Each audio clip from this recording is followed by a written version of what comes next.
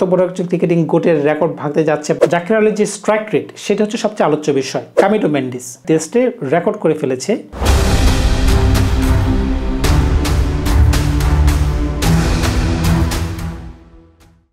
প্রকৃতির শূন্যস্থান পছন্দ করে না, কথাটি কেন বললাম?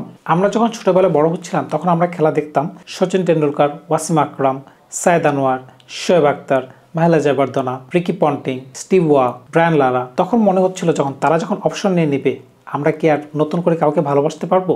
মনে হচ্ছিল না। তারা যখন অবসর নিয়ে নেয় তখন তাদের ভালোবাসার জায়গাগুলো কারা নিয়ে নেয়? এবি ডিভিলিয়ার্স নিয়ে নেয়, বিরাট কোহলি নিয়ে নেয়, স্টিভ স্মিথ নিয়ে নেয়, ডেল স্টেন নিয়ে নেয়, লাসিথ মালিঙ্গা নিয়ে নেয়। তো বুঝতেই পারতেছেন সময় যে কারোর জন্য অপেক্ষা করে না এবং প্রকৃতির যে শূন্যস্থান পছন্দ করে না, এটি তার বাস্তব উদাহরণ। 2023-24 সালে এমন কিছু প্লেয়ার এসেছেন যারা ক্রিকেটিং ওয়ার্ল্ডে ইতিমধ্যে বুঝিয়ে দিয়েছেন যে তারা সামনের বছরগুলোতে কোন ধরনের বড় মাপের ক্রিকেটার হবে, কারণ প্রকৃতির যে শূন্যস্থান পছন্দ করে না সেটা তো আপনারা ইতিমধ্যে বুঝে গেছেন। আমাদের নিচের দেশ নিয়ে যদি আমরা কথা বলা শুরু করি, বাংলাদেশ কি পেল 2023-24 সালে? পেল জাকির আলীকে, পেল নাহিদ রানাকে। নাহিদ রানার যে ধরনের পেস এবং জাকির আলীর যে ধরনের ব্যাটিং পাওয়ার, তো বুঝতেই পারতেছেন তারা দুজন কোন ধরনের পারফরমেন্স দিতে পারে বাংলাদেশের হয়ে। তাদেরকে সমীহ করবে না এমন কোন দল কিন্তু খুঁজে পাওয়া যাবে না। 2-4 বছর যদি তারা তাদের ফর্মটাকে কন্টিনিউ করতে পারে, তারা কিন্তু বিধ্বংসী ব্যাটসম্যান হতে পারে। ছোট্ট পরিসরে তাদের স্টেটটি একটু আপনাদের জানিয়ে দিই। নাহিদ রানা 6টি টেস্ট খেলেছেন, উইকেট নিয়েছেন 20টি এবং ওডিআই খেলেছেন 3টি, উইকেট নিয়েছেন 4টি। অন্যদিকে জাকির আলী টেস্ট খেলেছেন 3টি, 236 রান, 5টি ওয়ানডে ম্যাচ 151 রান,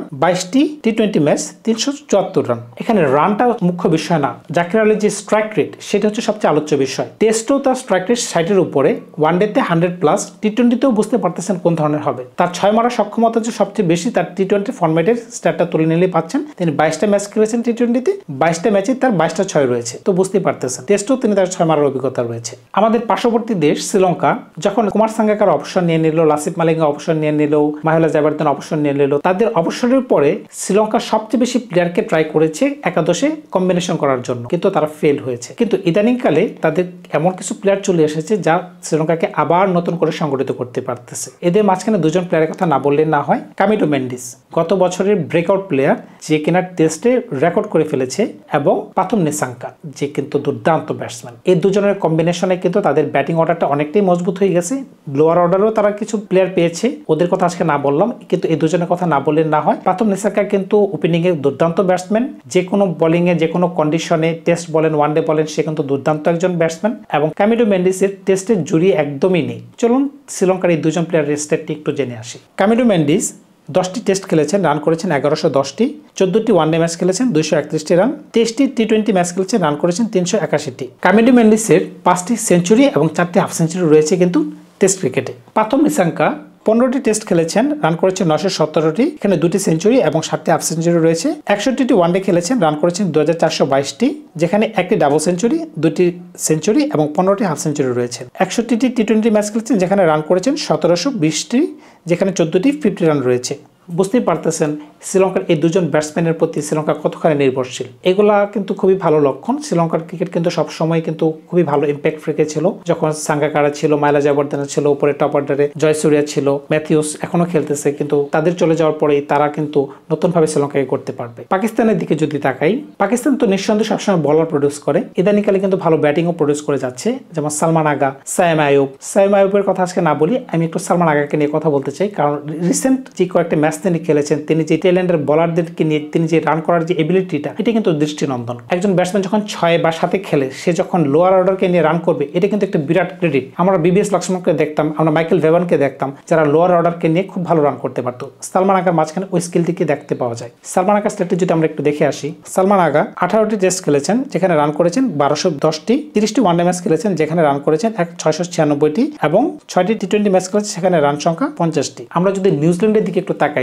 তারা কিন্তু ইদানিংকালে বেশ কিছু ভালো প্লেয়ার পেয়েছে। নিউজিল্যান্ড কিন্তু সবসময় কিন্তু কুল কাম প্লেয়ার প্রডিউস করে থাকে, যেমন স্টিফেন ফ্লেমিং ছিলেন, এখন কেন উইলিয়ামসন তাদের ক্যাপ্টেন ছিলেন। ইদানিংকালে তিনি ক্যাপ্টেন্সি ছেড়ে দিয়েছেন যদিও, কিন্তু তাদের মাঝখানে সবসময় ভালো ভালো প্লেয়ার বেরিয়ে আসতো। যেরকম ইদানিংকালে বেরিয়ে আসছে যেরকম উইলিয়ম এবং প্রাচীন রবীন্দ্র। ড্যাল মিচেল কিছুদিন আগে বেরিয়েছেন, তাকে নিয়ে কথা না বললাম। তো 2024 সালের কথা যদি বলতে হয়, এন্ড অফ দ্য ইয়ার তার পারফরমেন্স ছিল সবচেয়ে ভালো। প্রাচীন রবীন্দ্রের কথা বলতেছি। প্রাচীন রবীন্দ্র কিন্তু 3 ফর্মেটে নিউজিল্যান্ডকে ভালো সার্ভিস দিবে। তার স্টেটটি যদি আপনাদেরকে একটু তুলে ধরি, 15টি টেস্ট খেলেছেন, রান করেছেন 57টি। তিনি একটি ডাবল সেঞ্চুরি করেছেন, 2টি সেঞ্চুরি করেছেন এবং 4টি 50 রান করেছেন। 25টি ওয়ানডে খেলেছেন যেখানে রান করেছেন 820টি, 3টি ওডিআই সেঞ্চুরি এবং 3টি 50 রয়েছে। 25টি টি20 খেলেছেন যেখানে রান করেছেন 240টি। তো বুঝতেই পারতেছেন রচিন রবীন্দ্রের ইম্প্যাক্ট কতটুকু। এখন যদি আমরা একটু দূরে চলে যাই, একটু যদি আফ্রিকা মহাদেশে যাই, এখানে কিন্তু সাউথ আফ্রিকাতে ভালো ভালো প্লেয়ার সবসময় থাকে, যেখানে আমরা সাউথ আফ্রিকা দলকে আমরা সবসময় কিন্তু স্ট্রং একটা কম্বিনেশন দেখি, ব্যাটিং বোলিং এবং অলরাউন্ডার হিসেবেও কিন্তু তারা সবসময় একটা মজবুত একটা দল। টিকেটিং বিশ্বে যদিও তাদের কোনো কাপ নেই, কিন্তু তারা সবসময় যে ধরনের শক্ত টিম নিয়ে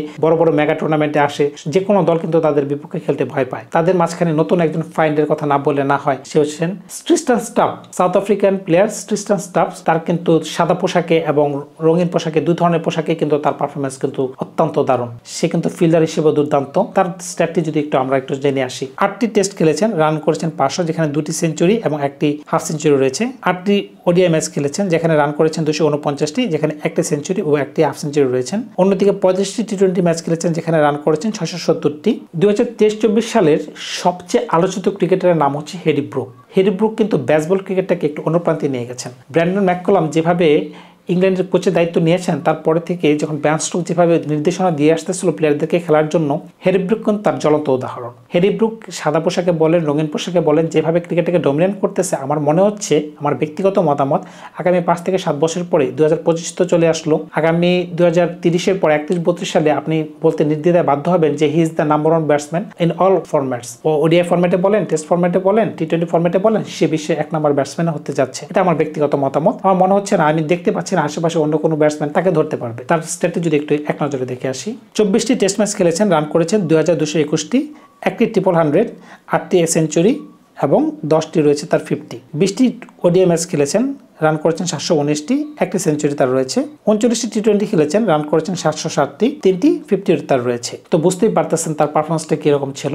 আমরা যদি বাংলাদেশের পার্শ্ববর্তী দেশে একটু ইন্ডিয়ার দিকে তাকাই, এখানে অনেক প্লেয়ার আসতেছে, কোন প্লেয়ার যে স্থায়ী হবে, কোন প্লেয়ার যে অস্থায়ী হবে এখন বলা বড় মুশকিল। কিন্তু তিলক বর্মার কথা একটু বললে না হয়, অভিষেক শর্মার কথা একটু না বললে না হয়। অভিষেক শর্মা, তিলক বর্মা, তারা কিন্তু ভারতীয় দলের রাইজিং স্টার হতে যাচ্ছে।